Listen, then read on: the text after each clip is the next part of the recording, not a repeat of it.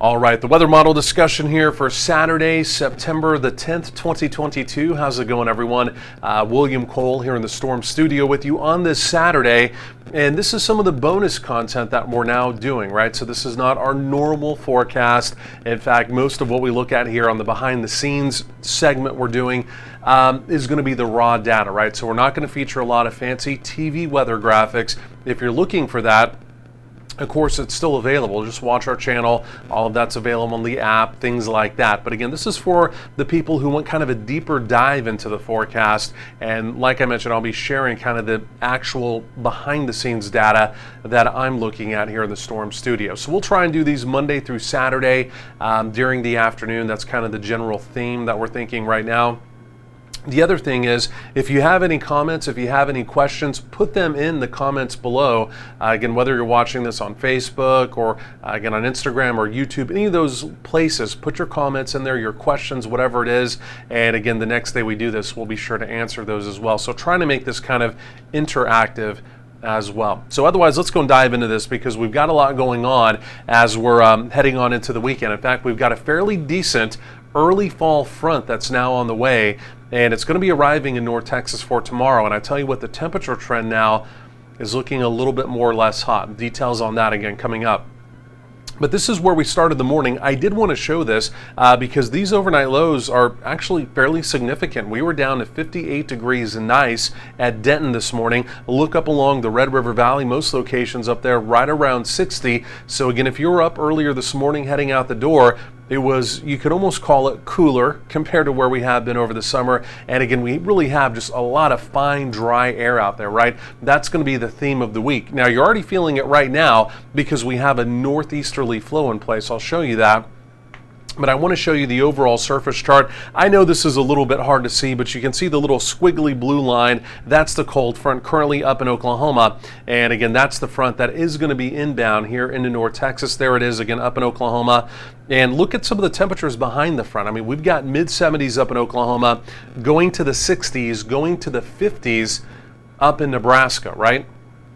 So there's definitely some cooler air behind this front. Now here in North Texas, we're not going to get that less hot or that cool, if you will, right? But again, kind of you always look behind the front, see the source air mass that you're dealing with. And again, absolutely, for the central northern plains, there's some, we'll call those cooler temperatures. And I think even here in North Texas, our temperatures for tomorrow, again, are looking a little bit less warm. Like I mentioned, I'll show you that coming up. So otherwise out there, I want to also take a look here at the visible satellite imagery. We're fairly quiet today, right? There's just not a lot going on. It's generally sunny so far. We will bubble up a few widely scattered fair weather cumulus clouds as we go through the day. You kind of see what look like measles, mainly down in central Texas so far. The humidity is just a little bit deeper down there. Again, like I mentioned here, we're pretty dry all the way through the atmosphere, right? There's just not a lot of moisture to really even bubble up much in the way of cumulus clouds today, but there will be a few fair weather clouds, like I mentioned, as we go through the afternoon. So let's look at the overall setup, and I actually want to show this first of all, and sorry to click all around the maps. So this is the upper air look around the nation, right? This is the 550 millibar chart, and what we're looking for here are dips, or we're looking for what look like donut holes, areas of high pressure, right? So just to put this pretty basic, now you can see a dip, you connect those black lines up in the northern tier of states. That's the storm trough or the active weather pattern that's moving through, pushing that front down into the area, right? Now, if you look around the nation, right now, for the most part, we don't really have a lot of ridging in place. So we're looking for, again, the summer heat dome kind of going away. As we go through the cooler fall and winter months, we'll still have areas of high pressure or ridges around, but simply put, we just won't call that the area of high pressure. If you look way off into parts of the Pacific Northwest, how the jet stream where this trough comes from kind of goes way up, there's a little bit of a ridging pattern out there. As we get into next week, we'll slowly but surely have a ridging pattern build back in. And the only reason why that's important, that means quiet weather. But this time of year, it also means temperatures will begin to trend back above normal after the cool down for tomorrow, Sunday, into parts of Monday as well. You're also seeing that And again, like I said, I apologize for clicking through all these. On the water vapor imagery, you can actually see the jet stream diving down, right? So you can see through parts of Wyoming, into parts of Colorado, even into parts of Nebraska. See how that dip, you can actually see the motion of the atmosphere through there. That's water vapor, but that's the actual jet stream diving down and moving, again, that water vapor, if you will, through that area. Still also notice down in the deep south, it's a very active weather day down there. We've got an area of low pressure currently stalled out down in Louisiana. It's nothing tropical, but with that counterclockwise spin, look at the water vapor or the opportunity of rain and storms basically being lifted out of the Gulf of Mexico and being pushed north all the way through the Florida Peninsula, all the way through parts of Alabama, Georgia, up into parts of Tennessee, Kentucky. In fact, all the way today up into the Tennessee and Ohio River Valley. So it's really just a conveyor of moisture out there. Out across parts of the desert southwest, Southern California, of course, they were dealing with the effects of Tropical System K. K is now basically disintegrated out there, but the weather pattern in Southern California, even today, still looks just a little unsettled as well. So from there, I want to do this. I want to go take a look at the overall outlooks today for severe weather. And again, you can see really where that fetch of moisture, right, was coming up out of the Gulf of Mexico. Down in the Florida Peninsula, parts of the Carolinas, there's a marginal risk for severe weather there, mainly for a wind threat. And then again, you can also see out in the Great Basin, kind of on the lee side there of really, let me go and take a closer look there of Nevada. I'm looking at this from a little bit of a distance there, but again, kind of on the lee side there, the Sierra Nevada range, and even parts of California. I couldn't see if California was in that or not. That's a pretty rare marginal risk out there. But again, the similar story, there could be some gusty storms out there as well. But again, it looks like most of that is just in the Nevada area. Otherwise, again, we're essentially quiet around the nation. As we take a look for tomorrow, similar story, no opportunity of severe weather. And then even for day 3, similar story, no opportunity of severe weather. Where you're seeing just the faint green showing up, that would mean general thunderstorm activity, but again, nothing severe would be anticipated with that. So there goes Earl. Quick check here at the tropics. And again, he's basically turning extra tropical, right? He's getting in the northern Atlantic, the cooler waters, so he's going to transform from a tropical system to something post-tropical or extra-tropical, again, as he does continue lifting off to the north. But simply put, we're basically done with Earl. Going forward in time, there are a couple disturbances coming off the coast of Africa. We'll keep our eye on those. One of them may have an opportunity of development, but it still appears as though it basically just kind of skirts out into the open Atlantic and doesn't have any effects, honestly, on the continental United States or any of our interest. And then, like I mentioned, K is basically disintegrated off the coast of Southern California. Could still be, again, some active weather out there today, but again, as far as any tropical characteristics go, again, all of that is done now as well. So again, after the tropics heated up, it appears as though it's beginning to kind of quiet on down.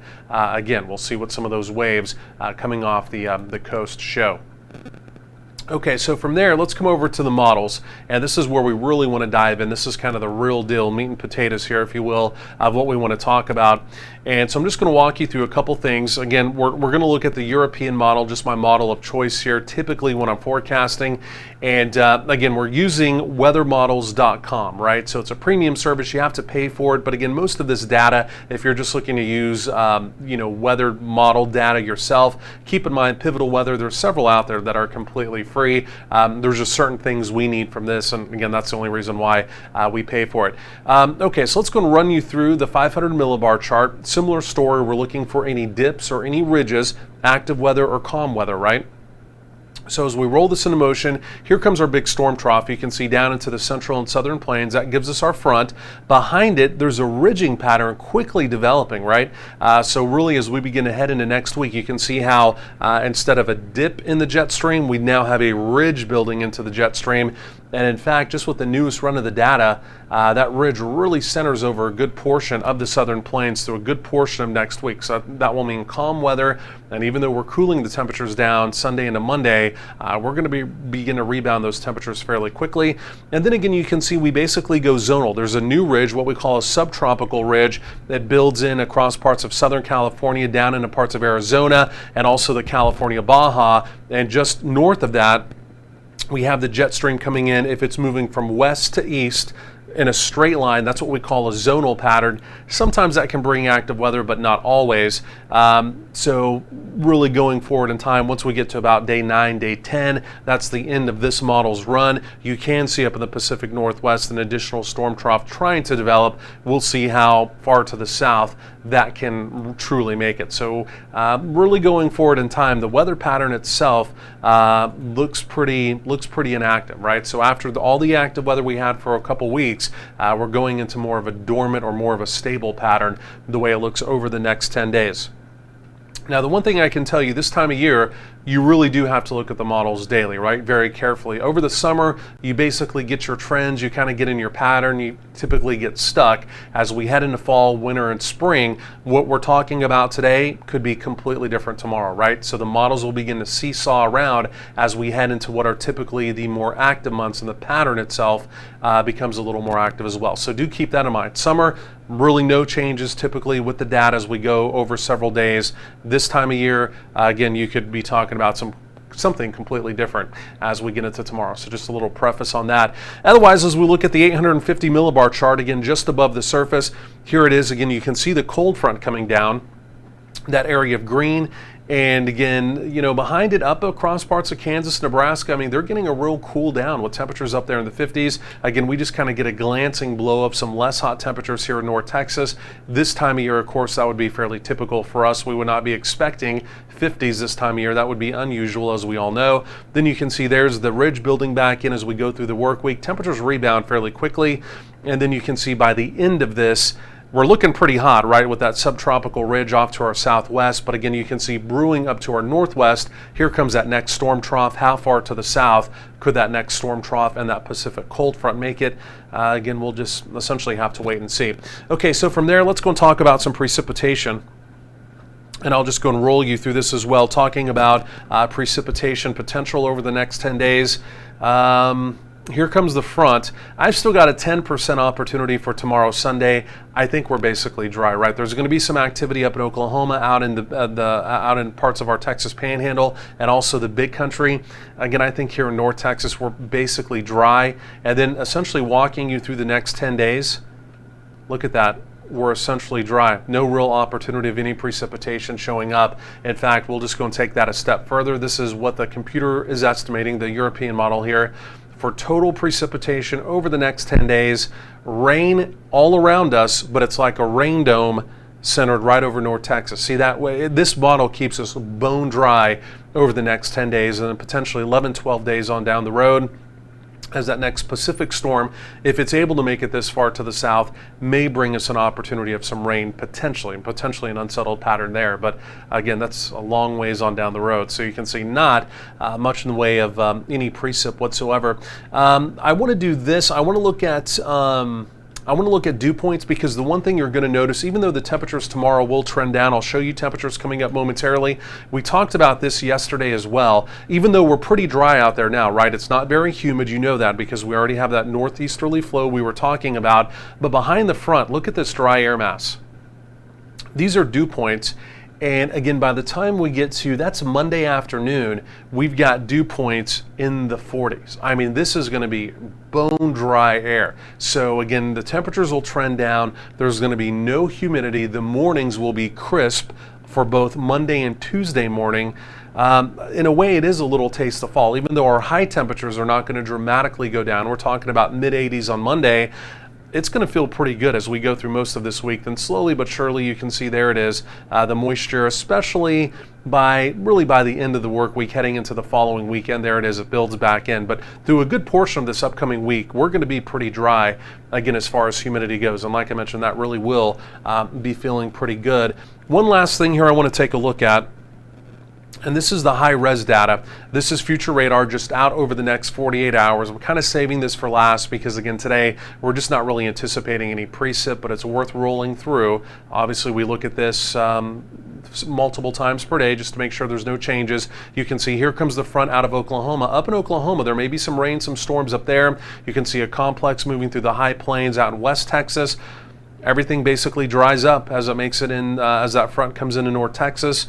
and essentially we're bone dry. Like I mentioned, I have that 10% shot in there. I may even take that out. I mean, there's just really no data that supports any activity, unfortunately, in North Texas with that frontal passage as we again get into to tomorrow, Sunday.